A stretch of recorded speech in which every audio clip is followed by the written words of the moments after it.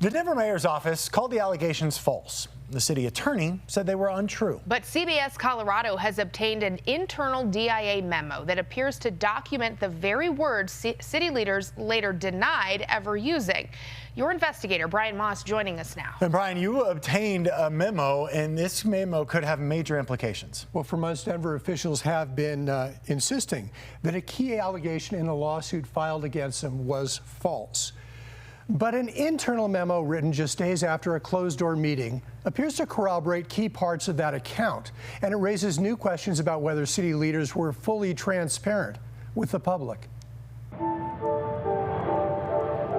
It starts in the skies over Denver International Airport, where a charter service called Key Lime Air sometimes flies. Last year, the company wanted to lease 1,200 square feet at DIA for office and storage space. It seemed routine. DIA regularly leases space to airlines. Some have long-term lease agreements. I have been following Key Lime Air for the greater part of this year. But Denver City Council voted overwhelmingly against the lease because Key Lime Air had contracted with federal immigration authorities to transport detainees. This is a no-brainer for me. We have to push back in any way we can because what is happening is absolutely horrible. I have no interest in supporting this deportation machine. I am not going to fund the deportation industrial complex anymore with our city dollars. That council vote created an immediate problem. Federal Aviation Administration rules prohibit cities from treating airlines differently, and the council's action put $90 million in federal grant money at risk. Multiple sources with direct knowledge say on January 6th of this year, after that council vote, City Attorney Miko Brown had a meeting with DIA and the mayor's office to figure out what to do.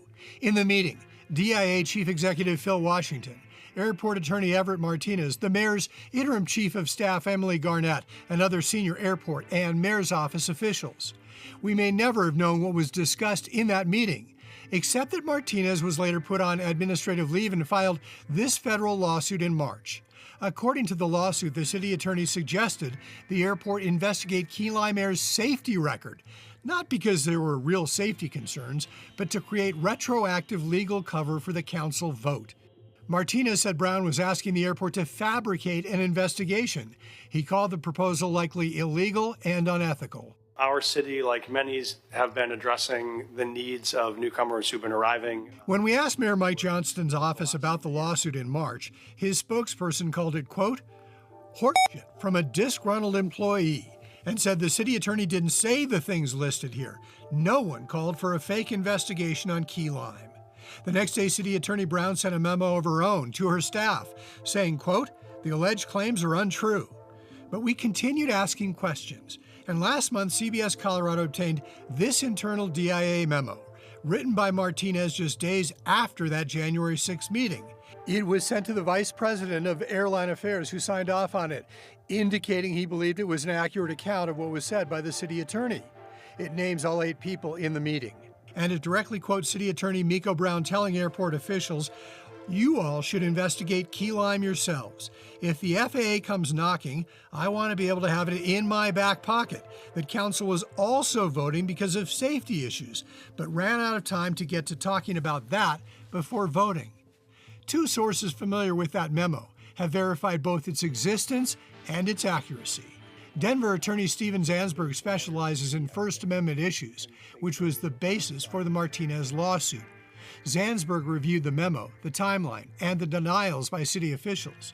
He says it appears to be a smoking gun into an attempted conspiracy that did not get off the ground.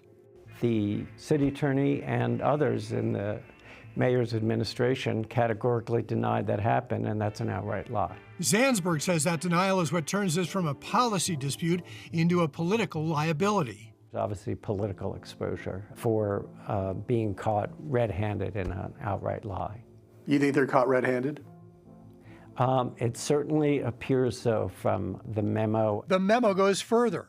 According to the document, DIA lawyer David Steinberger recounts that Brown had emailed him continued questions about investigating Key Lime's safety record after the January 6th meeting, and told him to tell the group to continue to consider pursuing safety violation inquiries into Key Lime.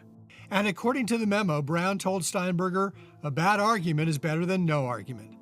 Zandberg says there are critical questions the Johnston administration still needs to address. So how high up did it go? Did it go to the mayor? Was the mayor aware? And who else in the mayor's office? And in all of the other offices involved? Who knew and who authorized a categorical denial? The city said they were unaware this internal DIA memo existed until we started asking questions about it. A spokesperson for Mayor Johnston told us the only person who should be speaking on this case is the judge, who reviewed hundreds of pages of documents, sworn witness statements, and listened to 3 hours of oral argument before stating there was no evidence of crime or fraud. And he said there was no fake investigation, and a memo written by the same person who filed the lawsuit does not change that. Beyond that, nobody else who was in that meeting is talking. According to the city, that's because this involves confidential communications. City Attorney Miko Brown is not talking either. And the lawsuit filed by Martinez is still ongoing. Now, it's also important to note here again that DIA officials immediately rejected the idea of doing the safety investigation of key lime air. So all of this really went nowhere, but we've got quite a controversy now. Yeah, a lot to sort through. Thank you for doing that, Brian. You bet.